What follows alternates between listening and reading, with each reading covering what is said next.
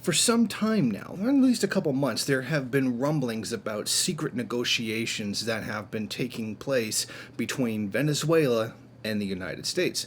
Now, thus far, all they have been is just rumors, ones that can be very easily dismissed. However, Nicolas Maduro, the current president of Venezuela, has come forward to admit that they are indeed taking place. I can confirm for months there have been contacts between senior officials from Donald Trump's government and from the Bolivarian government over which I preside, with my express and direct permission. Well, that certainly puts all the theories and the rumors to rest. They have been going on, and they have been under the permission of Nicolas Maduro. Now, so far, it's been questioned whether Diosdado Cabello, the current Constituent Assembly, which does pledge allegiance to Nicolas Maduro, has been communicating with Trump's number one Latin American advisor, Mercurio Claver Caron. The Associated Press claimed Cabello had met someone in close contact with the Trump administration in Caracas last month and that a second meeting was envisioned. The U.S. reportedly hoped engaging with Cabello would intensify an internal knife fight supposedly raging at the pinnacle of Maduro's administration. Now, many people have suggested that this idea that maybe he's trying to work behind the scenes to undermine Maduro and cut a deal with the United States to possibly usurp him or even assassinate him has been dismissed by many as just a mere psyop. So that's still in question. But what I think is important to me is this true? I mean, why? Why is the Maduro government in negotiations with the United States? Morally, the United States has absolutely no ground to stand on whatsoever. They have done nothing but try to destroy Venezuela. They have committed human rights abuse after human rights abuse. They have committed things that even constitute war crimes. For what?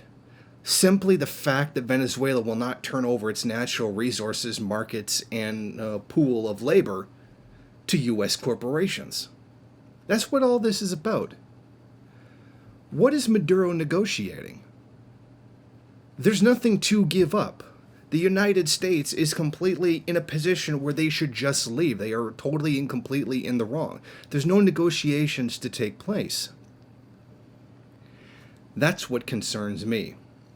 Now, I understand that the place that Venezuela's in right now, that they do have to carry out negotiations to some degree to try to alleviate the pressure that's against the country. But at what cost? I mean, it's not like the United States wants to help. Well, give some small token thing to the U.S., and then everything will be better? Any concession that the United States would be willing to accept is one that would undermine the Bolivarian government itself.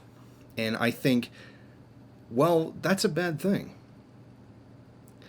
And while we don't exactly know what's going on with these negotiations, I think the fact alone that they're being carried out is not a good thing. Because there's nothing for Venezuela to gain from this. I mean, everything is geared towards overthrowing them, even if they give them sanctions relief. At what cost? Allowing Juan Guaido to continue to walk around the country like he owns the place and undermine everything the Venezuelan people have fought for? It pains me to do this, but it's necessary. We do need to criticize the limits of social democracy, which is what the Bolivarian Revolution has been. It has been one gigantic appeal to bourgeois legalism. We'll work within the system, we'll change it from within, we'll get people elected, we'll change the laws in our favor. And what is that really accomplishing?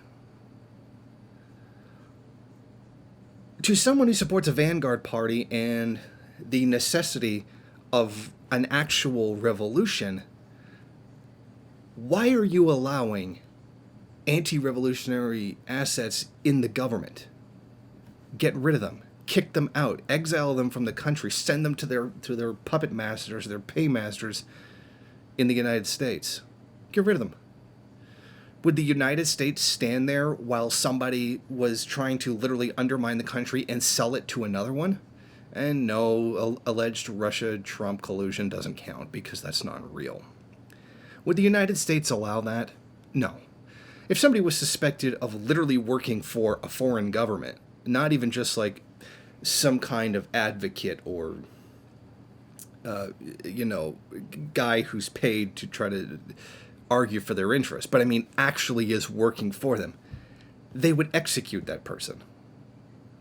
So it's completely nonsensical to me that they would even allow anti-Bolivarian sentiments to exist. Hey, you can criticize the Bolivarian government and suggest a better policy for a particular problem. I've done that myself, particularly with regards to the exchange rates, the multiple exchange rates that once existed that was causing a problem. But the difference between that and trying to completely undermine and destroy the country itself, we saw that what Mao labeled as contradictions among the people and contradictions between the people and the enemy. Arguing over what policy will bring closer to socialism is one thing. Argument to completely destroy socialism is another matter altogether. And it's very important to differentiate between those two kinds of contradictions. So I'm hoping this is like some kind of big brain energy plot by Maduro to completely screw over the United States or something like that, because from right now, given the way the U.S. is conducting relations with other countries, and, well, let's be honest, have always conducted relations with other countries, this is not good.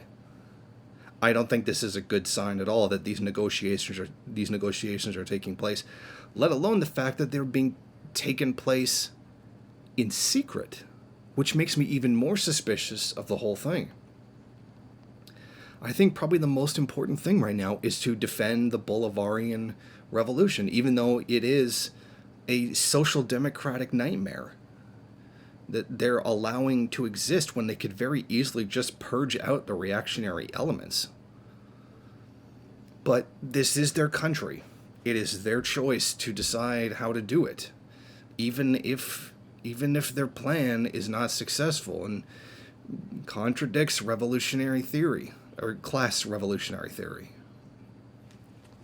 So here's to hoping that Venezuela can get on the right track, and hopefully this does not lead to the downfall of the country. Thank you for watching. If you like this program, then please head over to my Patreon page and set up a monthly donation. It's your donations that keep this program running. Also, if you would like, please rate, comment, subscribe, and share in various social media.